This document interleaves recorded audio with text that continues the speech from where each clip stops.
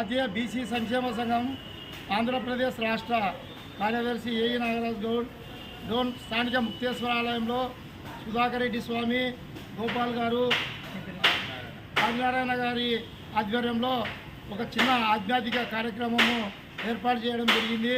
ఈ కార్యక్రమానికి ముఖ్య అతిథిగా హాజరైన ఏఈ నాగరాజ్ పత్రికా విలేకరుల సమావేశంలో మాట్లాడుతూ శ్రావణ పౌర్ణమి సందర్భంగా గిరిష్టాష్టమి అంటే సాక్షాత్ రాఖీ పౌర్ణమి, గిరిష్టాష్టమి, తర్వాత సాక్షాత్ వెంకటేశ్వర స్వామి జన్మ నక్షత్రమైనటువంటి శ్రావణ పౌర్ణమి రోజు కొండపేటలో వెలిసిన శ్రీ రేణుకా ఎల్లమాంబేశ్వరి జ్యోతిర్లింగేశ్వర దేవస్థానం నందు అఖండ అన్న ప్రసాద వితరణ కార్యక్రమాన్ని భక్తుల దాతల ఆర్థిక సౌజన్యంతో ఏర్పాటు చేయడం జరిగింది.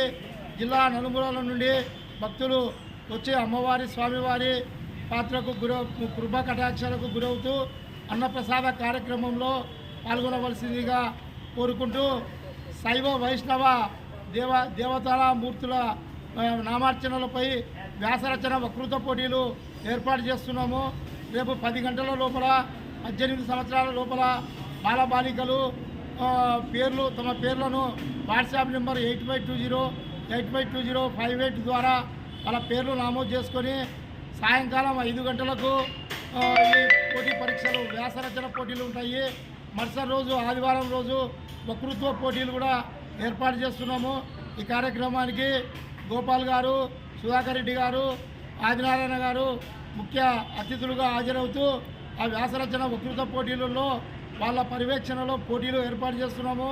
ఫస్ట్ ప్రథమ విజేతకు 3000 పదార్లు, రెండవ విజేతకు 2000 పదార్లు, మూడవ విజేతకు 1000 పదార్లు దాతల ఆర్థిక సౌజన్యంతో అందిస్తున్నాము. దీంట్లో శైవ వైష్ణవ దేవతల నామార్చనలపై వ్యాసరచన వక్తృత్వ పోటీలు రాయాల్సి వస్తుంది. రాసిన తర్వాత తిరిగి వక్తృత్వ పోటీల్లో కూడా చెప్పిన వాళ్లకు సోమవారం రోజు స్థానిక ముక్తేశ్వర ఆలయంలో బహుమతుల ప్రదానం కూడా జరుగుతుందని చెప్పి బహుమతుల ప్రదానానికి రాష్ట్ర చెక్క భజన అధ్యక్షులు రాంపల్లె శ్రీను గారు ముఖ్య అతిథిగా హాజరయ్యి ఆయన చేతుల మీదుగా బహుమతుల ప్రధాన కార్యక్రమాన్ని కూడా ఏర్పాటు చేసినాము.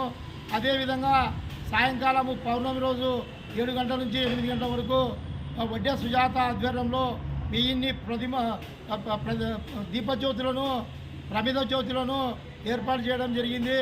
రాత్రి 8:30కు శ్రీ మాలిక్ బాబా భజన మండలి గురుప్రసాద్ రాయలు సుబ్బరాయుడు మాస్టర్ ఆధ్వర్యంలో అఖండ భజన కార్యక్రమము ఏర్పాటు చేయడం జరిగింది.